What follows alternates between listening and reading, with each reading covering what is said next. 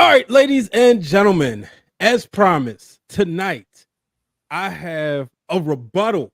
Yes, I got another good brother of mine coming on the show. You know, the family been feuding amongst themselves, and I'm staying out of it. But guess what? It's an equal opportunity, equal platform. So coming up after the intro, you're going to hear from the one and only the Don himself, Chaz Evans, coming up. The Wrestling Realm presents Wrestling for the Culture, where we highlight pro wrestlers and pro wrestling personalities of color. Here's your host, Brian H. Waters.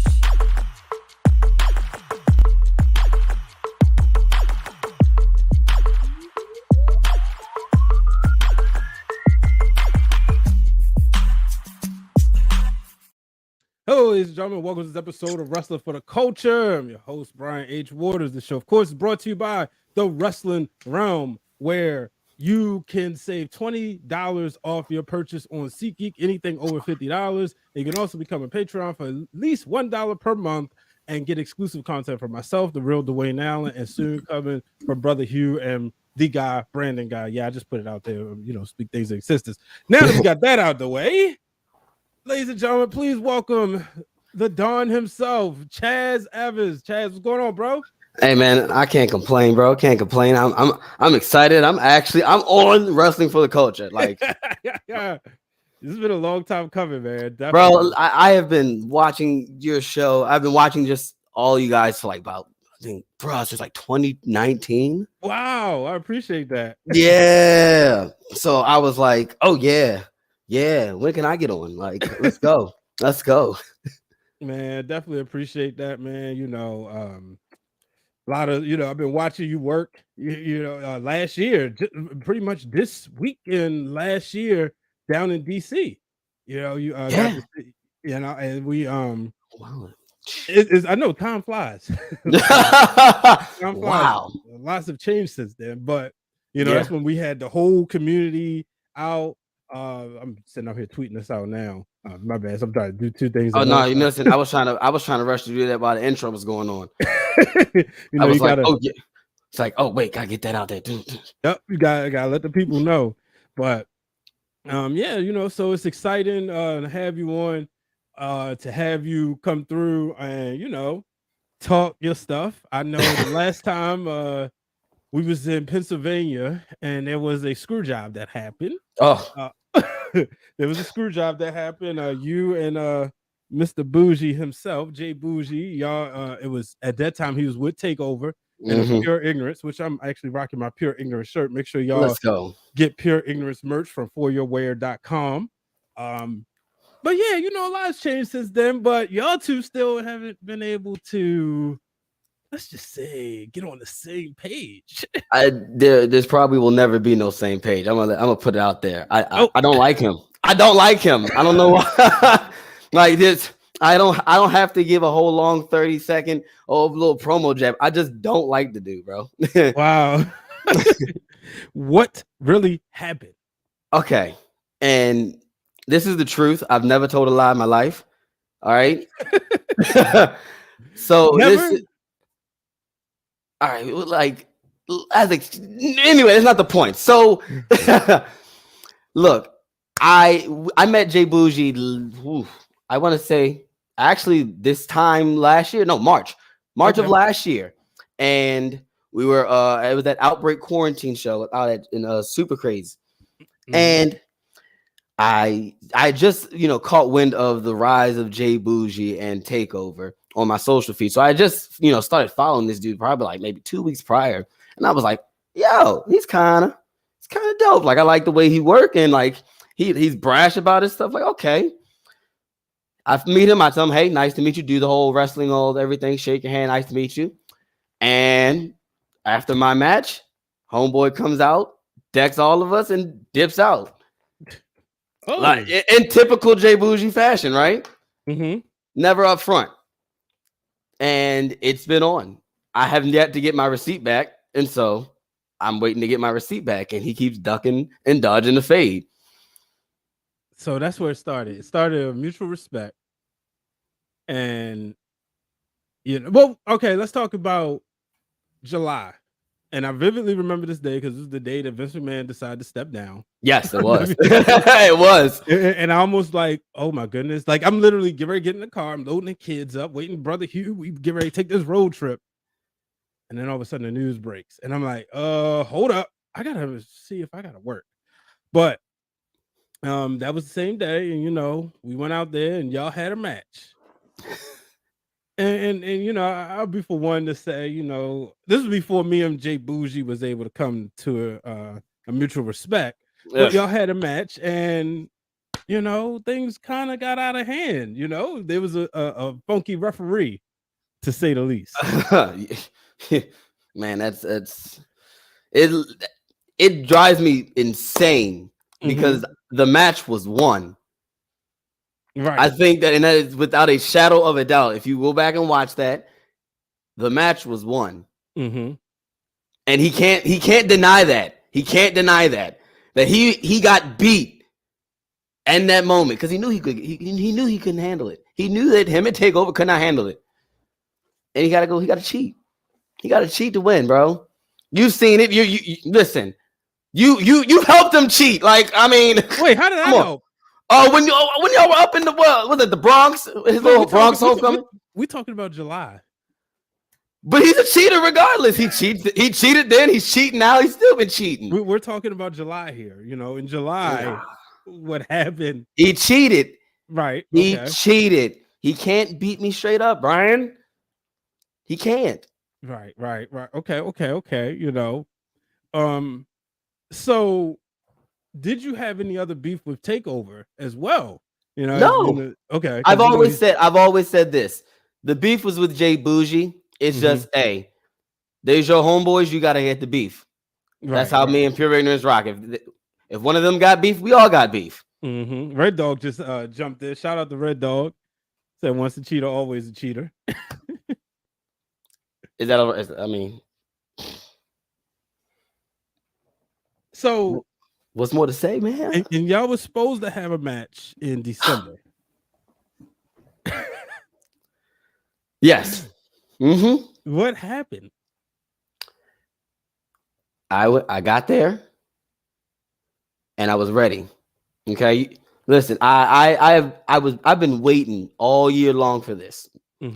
I get to the venue and I just had an uneasy feeling about it. Just something, the vibe felt off. I'm getting my stuff on. And old promoter comes up telling me, yeah, JBoujii's not gonna make it. He called out last night. I go, what? He goes, yeah, I can get you a tag match though.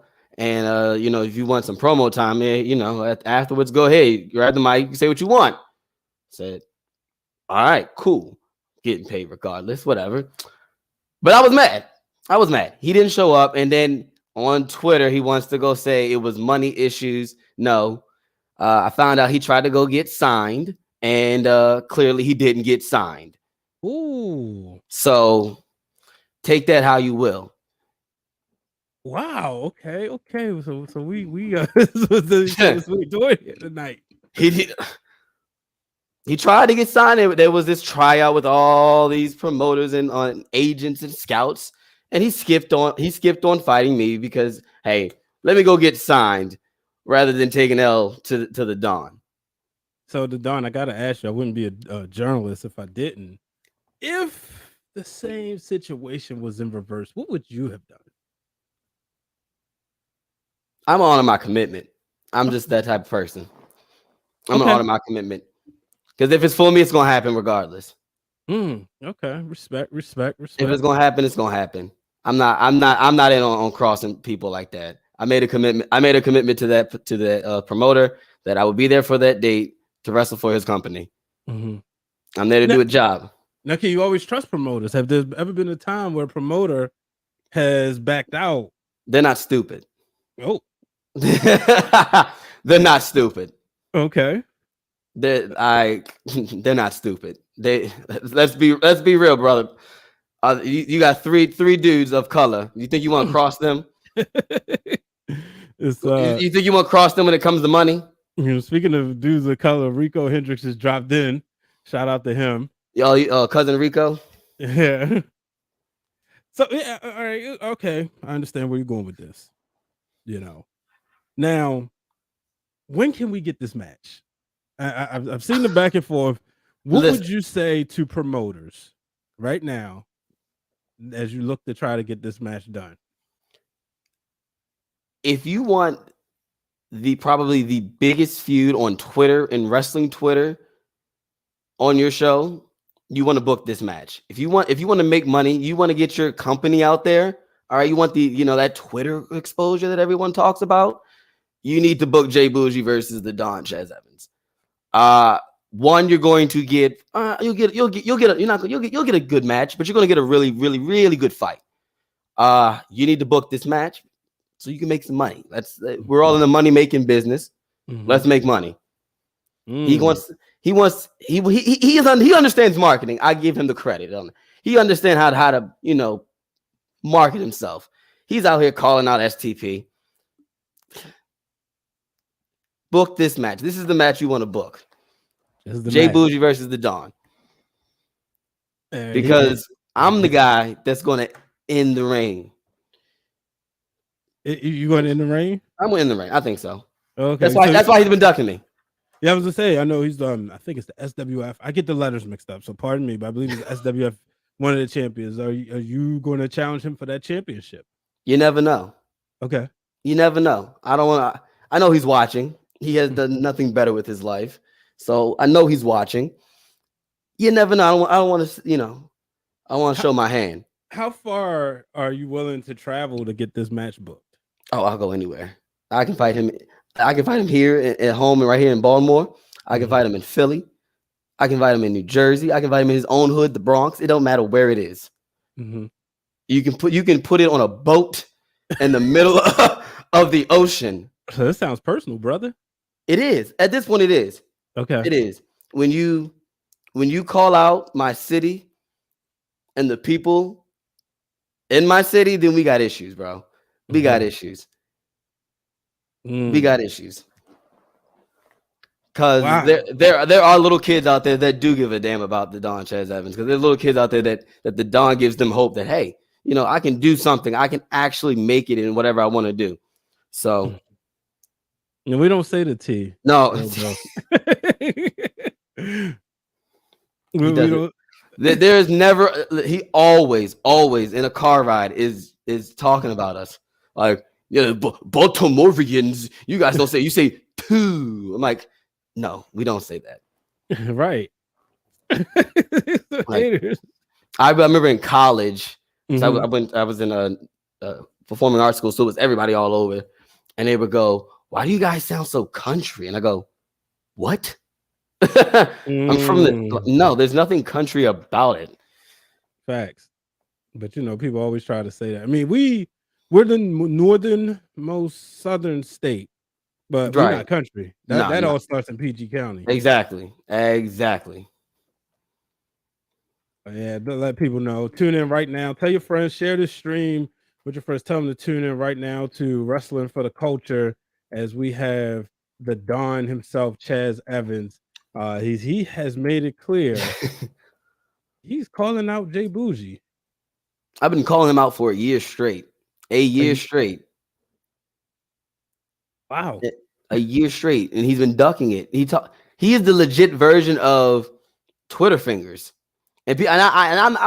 I have a bad habit of Twitter. I like to talk trash on Twitter too, but I'll back up what I have to say. Anything that I've ever tweeted, I'm really I stand on that. Him, no, he talks a bit. He's like a little chihuahua. All that bark. I mean, all that talk, no bark. Well, look who's in the building. Of course, of course. Told you he's watching. I told you. Oh, Jay, y'all keep that. You gotta leave Baltimore out of it. You live in New York City. Like, come on, bro. The most lamest people, except for Andino, come from New York City. I have to say though, Chaz, I got a lot of love for New York. I lived in New York. Worst place ever.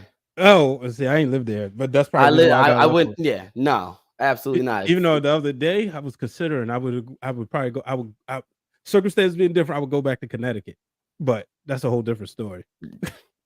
That's not New York, though. No, it's exactly. You're avoiding that. Like seriously, no. He He is bruh.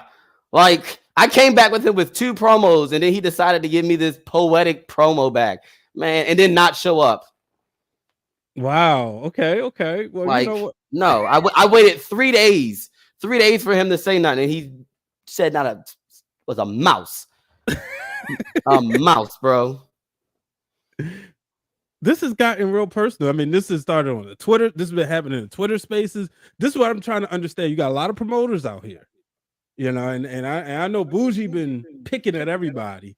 I'm trying to book him for all the stuff and get him, you know, he wants to face the STP and he wants to go through them, and you want to face him and he want to face you. Why haven't we got this match yet? Ask him why he ducking me. Well, ask him why he's ducking me. You the journalist, my guy. You do this. You do this. That was the question you should have asked him. No, why is he ducking me? Well, I'm saying I'm talking about the promoters here. We got to get the promoters on board. What's that? CCW? I actually, I'm gonna break. No, I ain't breaking kayfabe. I'm gonna tell you the truth. I sent them Boujii's media kit, and they haven't gotten back to me. I know y'all work there. Yeah, I've seen Peter English. So what's up? You know, I don't know. Same thing. I've sent stuff to where he's at. No response back. Tell them like, hey, book me and JBoujii. You got a JBoujii problem? Let me solve your JBoujii problem. Well, he just said one of the richest states can't afford him, and he was being reasonable. He's lying. He probably was like, not reasonable. No, not CC. I'm actually meant C3W, Red Dog. I knew what you meant by C3W too.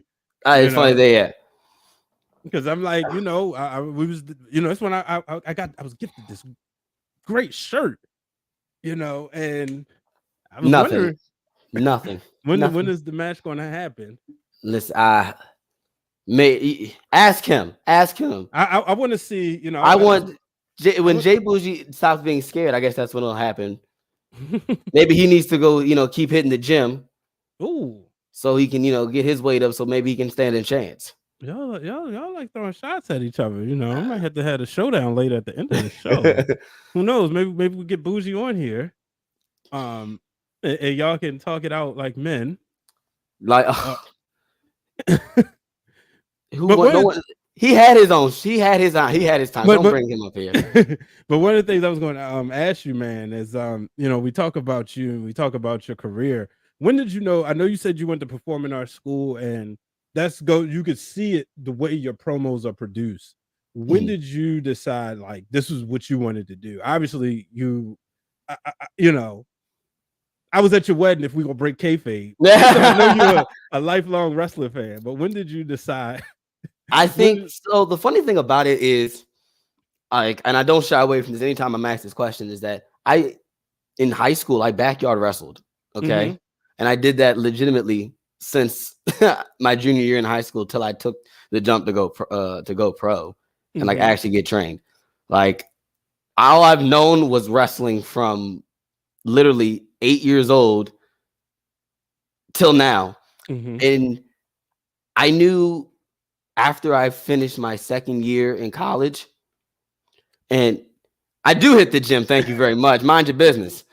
And I knew after my you was a damn backyard again. Oh, I was. You could chill, bro.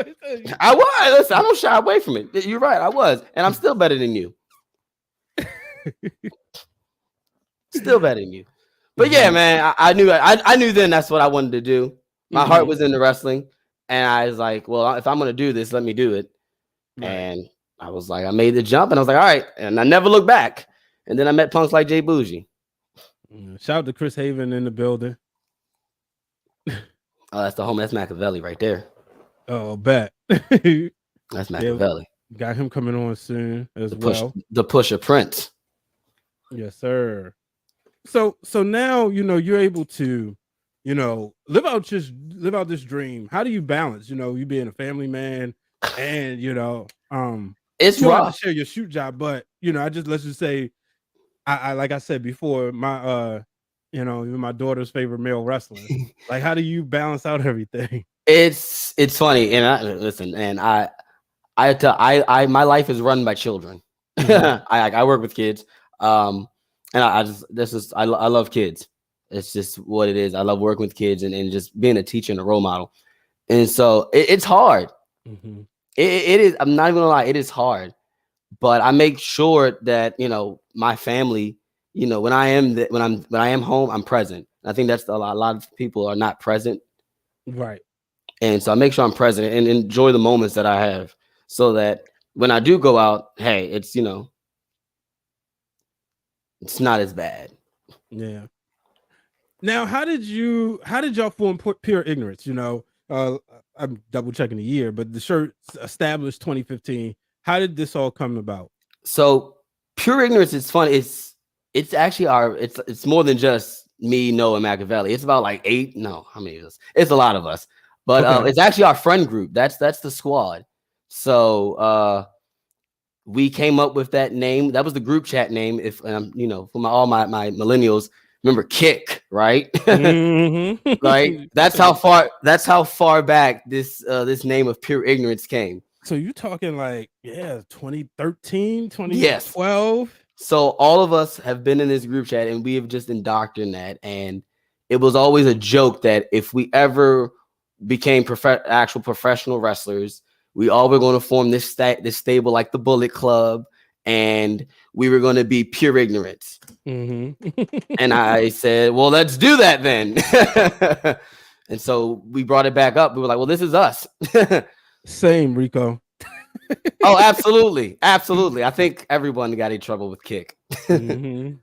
But yeah, that's how pure ignorance came about. It's really like it's a family. It's just it's the pure ignorance family. Now we're gonna shoot here. I love shooting. Because I got a text message shortly after. When was it? It was around time I got the shirt from one of my local friends. And he was like, so what's up with this name? As Black people, we're trying to move forward, but the name Pure Ignorance. And I was like, I don't see nothing wrong with it. Mm-hmm. Have you had any pushback on maybe it's too pushy, too controversial, whatever? The funny thing is that's the point. That's the point. We want people to have that conversation. Mm-hmm. Because yes, you would think, oh, you're wearing a shirt that says pure ignorance and you have the black fist. By any means, no. We're not saying that the Black Power movement, anything of the Black Lives Matter movement is ignorance. No, it is the fact that you're showing ignorance by not believing in what this is. Mm-hmm.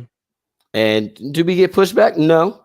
The funny thing is this: I embrace that because I like to show people their true colors. Because the funny thing is this: everything is on YouTube now, and I've been in certain places and that say certain things, and you see, oh yeah, I'm willing to get in someone's face. I don't care. Like there are times where people there have gone and they've said wild stuff, and you push that right button, this guardrail don't protect you. It won't. So no, we're gonna be us. Mm-hmm. We're gonna embrace who we are. This is who we are. This is not a gimmick. This is really us every day. So no. Pushback. I always say, anybody, if you're offended, you deserve. If you're offended, you deserve to be offended. That's how I've always lived by. Okay, interesting. Because I never mean to offend anybody, but if you got offended, then you deserve to be. Now, last year, y'all was able to grab the 1CW Tag Team Championships. What did that mean to you? Man, it was the funny thing about that is that we came in there going, all right, we're gonna do our best. Mm-hmm. It's three teams. It was three teams. We know how clusterfuck that can get. So let's just do our best. If we, it's our first time being there. We don't know how the crowd was going to react to us, and I don't know, pinning them and just going 1, 2, 3, and I go, did we just really do this? And we wanted to bring a real big focus on tag team in 1CW because I think sometimes it doesn't get the the push that it deserves, the recognition, because there were a lot of teams that have won that 1CW tag team championships, being as like big names. Mhm. So we want to bring tag team, back, tag team wrestling back. Tag team wrestling is still cool. In fact, So being the forefront of that was just, it was an accomplishment that I, really, really stick home, because they believed in us, and mhm. and they believed in what we had for what we can bring to that tag team division. That's awesome, man. Now, when you won, just coming from the backyard, right, and then getting into the professional side, when you won your first championship, how did that feeling? What was that Oh, like? I cried. Oh yeah. I cry for everything. It's crazy enough. Never always people there always is, were you really crying? Yes, I cry for everything. Um, I cried at Toy Story 3 and 4. Like, I'm a crier, but I cried, and it was just, I think back to my father. He told me to make a promise to him before he passed. He goes, listen, put our name in lights, kid. I don't care whatever you do, whether you wrestle, whether you act, whether you sing, dance, whatever. Just put our name in lights. Wow. And I've always said I'm going to do that, and I'm big on keeping promises. And when we won that belt, and it was a year to the date of me debuting in the pro scene too at that, Hmm. and it was like, all right, step one complete. You've done this. What's the next step to put your name in lights? Hmm.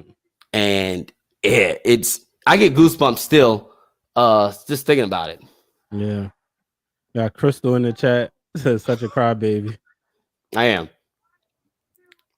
Brian, you were there at my wedding. As soon as my wife came out, I've like literally, like, you would have thought I had a panic attack and tears. That was that. I was happy for you. I'm a crier. That was pure love. Yeah. Oh yeah. Uh, I mean, even before the wedding ceremony, so it was just me. I was just happy to see you happy. Yeah. One of the things we mentioned earlier about you doing performing arts, and what's been the biggest help that's provided to your wrestling career for those who maybe think about tapping into acting. We always hear about The Rock, Batista, etc. But for you, somebody who people can easily reach out to, what kind of advice would you give them? If you're trying to, what helped me really was the fact that I could easily identify character. Hmm. Acting is just nothing but character work. You play different characters.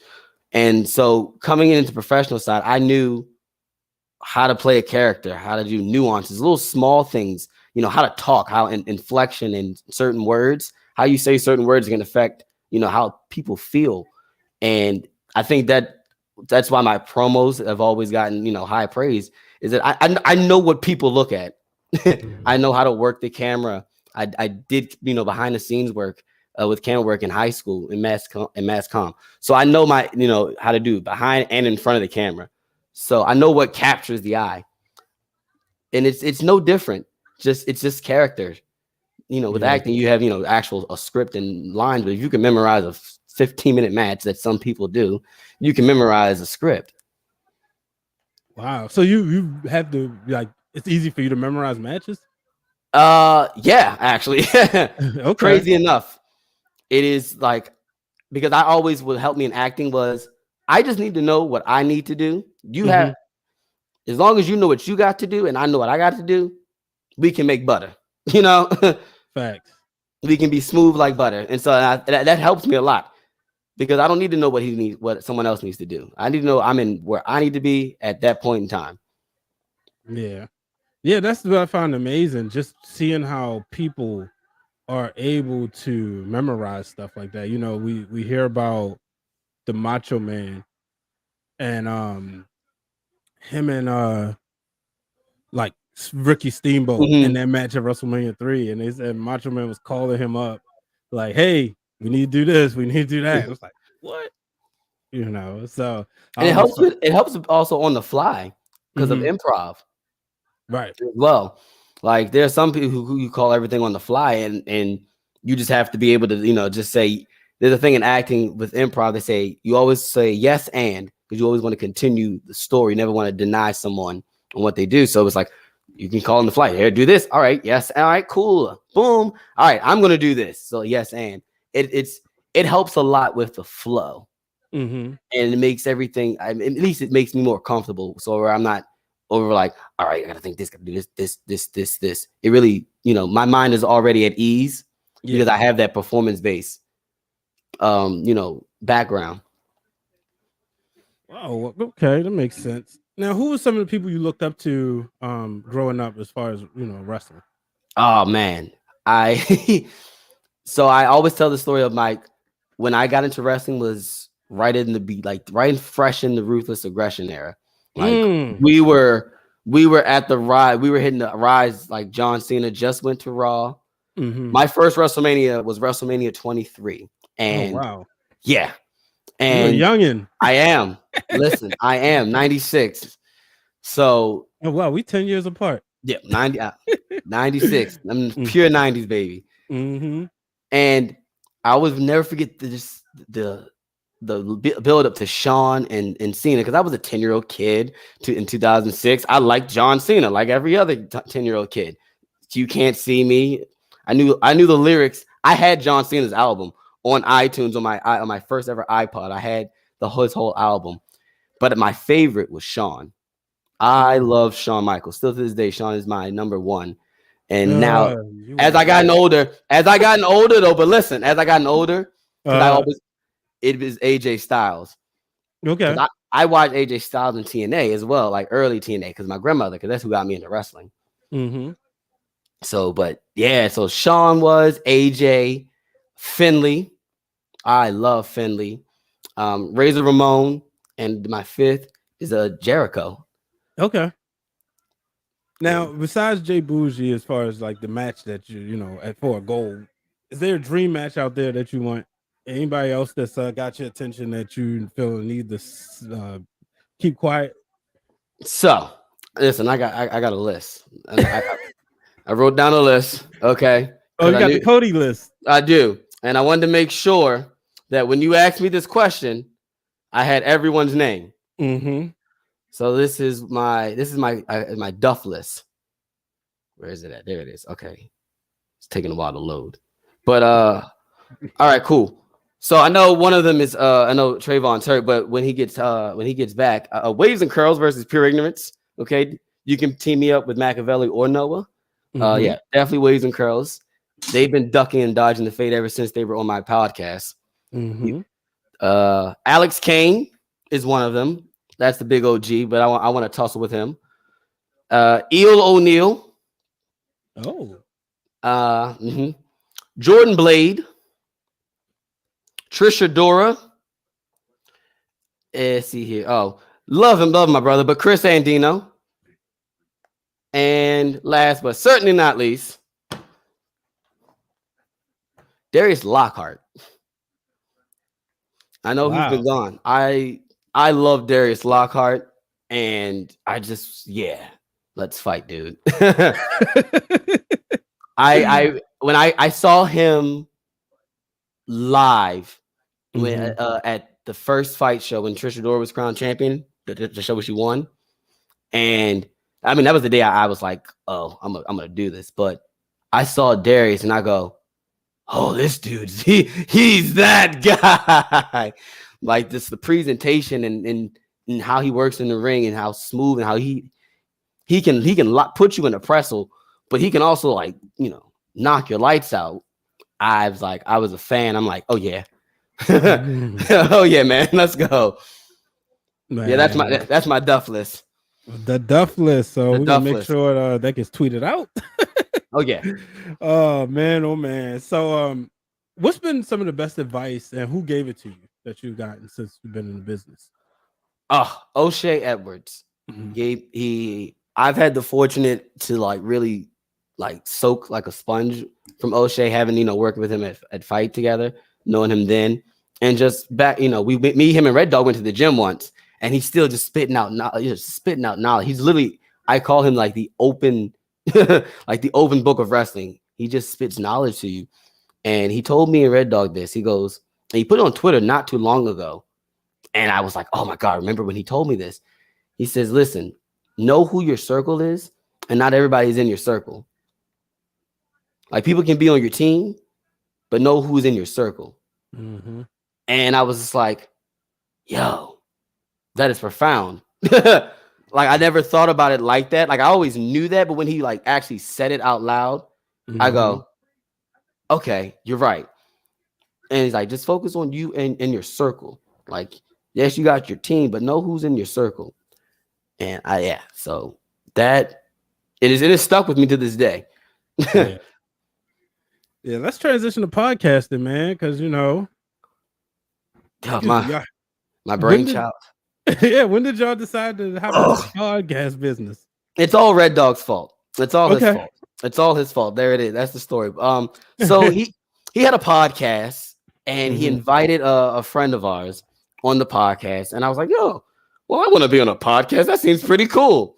And so we were just chatting about Monday Night Raw and wrestling, and afterwards, I had a lot of fun doing that. I was like, oh, this is pretty cool. And literally, I think it was like a month later, I go, I think I'm gonna have a podcast. Like, I wanted to be like a debate style show, like Skip and Shannon or Around the Horn, and we just argue and just talk trash about to each other and just talk about wrestling. And I'm like, I don't know how to do this. I don't know where to begin. I called Red Dog. I called him. I was like, hey, I got this crazy idea for a podcast. You want to help me do this? He goes, yeah, sure. And the 3 Count podcast was born. We have a debate show every Sunday at between 5 and 6 o'clock, depending on what time I get on this laptop. But it's usually between 5 and 6 o'clock, and we argue about wrestling. What's hot during the week, and we also, on the other hand, we have a interview show where we've interviewed over 300 professional wrestlers. It's literally now it's the who's who of the official, unofficial podcast of AEW Dark, because legit half of those 300 interviews they have been on AEW Dark. So shout out to us.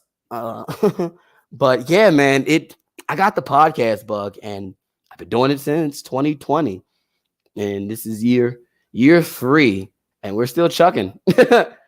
Yeah, man. Shout out to y'all for consistency, because it's a thing a lot of people want to do. And man, you go through Apple or Spotify, you can see how many podcasts only have like 3 episodes. Yeah. I always give credit to people who do this, and I'm fortunate to do it for a living, but I see so many people try, and they, especially during the pandemic, I'm gonna have a podcast. Yeah. Okay. Then they realize how much work it is. The easiest part is doing what we're doing now. That's the easiest part. Talking. It's the promotion, the marketing, the post-production. That's the where editing. Yeah, that's what the most time it takes is post-production. And I thank God for Cliff, because he does post-production, whereas it's not always on me. Then again, I always put it on him. But yeah, man, it's hard work. I remember Chris Van Vliet said it. He told us, he goes, shout out to you. I think he was our 200th episode. He goes, shout out to you for even making it to 100, to just even 10. He goes, that not many podcasts makes it past 3. So just knowing that you got to 200 interviews, which means we probably have even more episodes if you include the debate show and like our other like spinoff shows that we tried to do that, failed terribly, but they're out there. We probably had over 500 episodes over the past 3 years, and we're still producing. Like, we still have interviews lined up. Like, I promise you, there's an interview dropping tomorrow on the 3 Count podcast channel that we did. So like, it's. I think when Cliff brings it up, I go, wow, we're really doing this. And at the point, like, we have numbers in Indonesia and like England, and we see like the Spotify Wrapped, and you go, wow, people actually do listen to us. Yeah, man, it's crazy, and I'm gonna do it. The goal was to do it till we get press passes to WrestleMania. That's still my goal. I told Cliff that once we get to WrestleMania for press, I'm quitting. He can have it. That was the goal. So still trying to get there. Once you get a taste of that, you're gonna keep going now. That's what he said too. And I'm going, nope. I made the goal. I'm a goal setter. I like to check off goals. So that'll be my goal. But you might be right. But hopefully I'll be working WrestleMania actually on the card. There you go. That's why I can't come back. That's why I got to quit. Okay. Respect.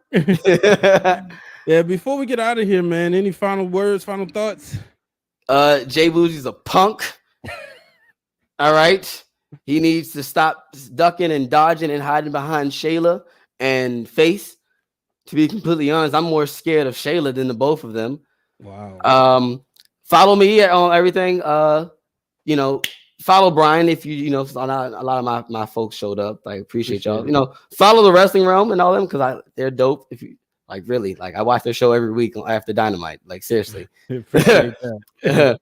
Like brother Hugh needs to get on board with Pure Ignorance and get off that that takeover. But that's another story for another day. But yeah, follow Pure Ignorance. You know, we got a YouTube channel. If you just type in Pure Ignorance Pro, I think is like the little new username thing. You'll see us. It's the three black guys that don't really look that intimidating, but we are.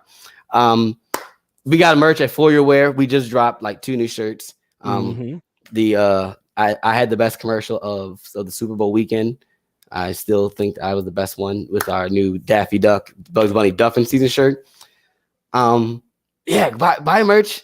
Appreciate you, Brian, for letting me come on here and talk my trash about JBoujii. I appreciate you coming on, man. Like, they need a long time coming. Exactly. I'm happy to be on here. Like, yeah, bucket list. I'm like, yes, I've been on Brian's show. All right, man. Well, I definitely appreciate you coming on. Don't go too far before we get out of here. Bet that. But yeah, definitely appreciate you for coming on. Ladies and gentlemen, make sure y'all follow Chaz. Make sure y'all subscribe to all his channels. Capital Region's best kept secret. There you go. Of course, we're going to be right here Wednesday night for Wrestling Realm Now podcast. Check out the YouTube shorts. A couple of things in there a couple of hot takes from the real Dwayne Allen that's been posted there. So make sure y'all check that out. Help us get our watch time up. We're trying to get these watch hours up, man. So we appreciate y'all. Until the next time, folks. So long, everybody.